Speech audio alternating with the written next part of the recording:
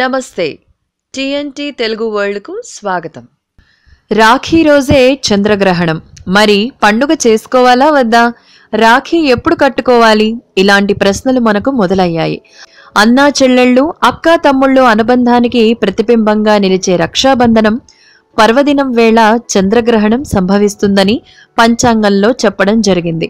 August 7న వచ్చే శ్రావణ శుద్ధ పౌర్ణమి రోజున శ్రవణ నక్షత్రం మకర రాశిలో గ్రహణం ఏర్పడుతుందని వివరించారు.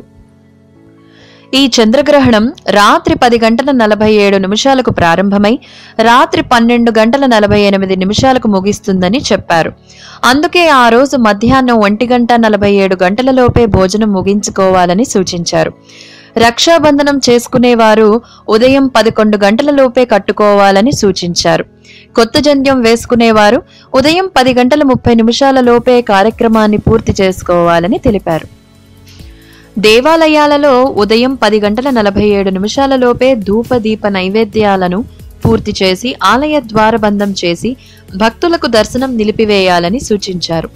ఎవరైనా తద్దినాలు పెట్టేవారుంటే మధ్యాహ్నం 12 లోపే ఆచరించాలన్నారు. ఈ 7 ఉపనయనం చేసుకున్న వటువులకు ఉపాకర్మ చేయటానికి వీలు లేదని చెప్పారు.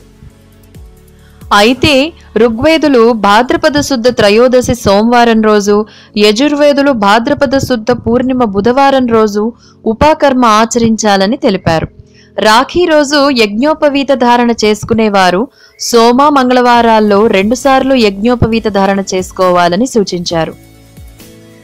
మా వీడియోస్ కనుక నచ్చినట్లయితే లైక్ అండ్ షేర్ చేయండి. మరిన్ని వీడియోస్ కోసం మా ఛానల్ సబ్స్క్రైబ్ చేసుకోండి. వీడియోస్ నోటిఫికేషన్ కోసం ఈ బెల్ ఐకాన్ని యాక్టివేట్ చేయండి. ధన్యవాదములు.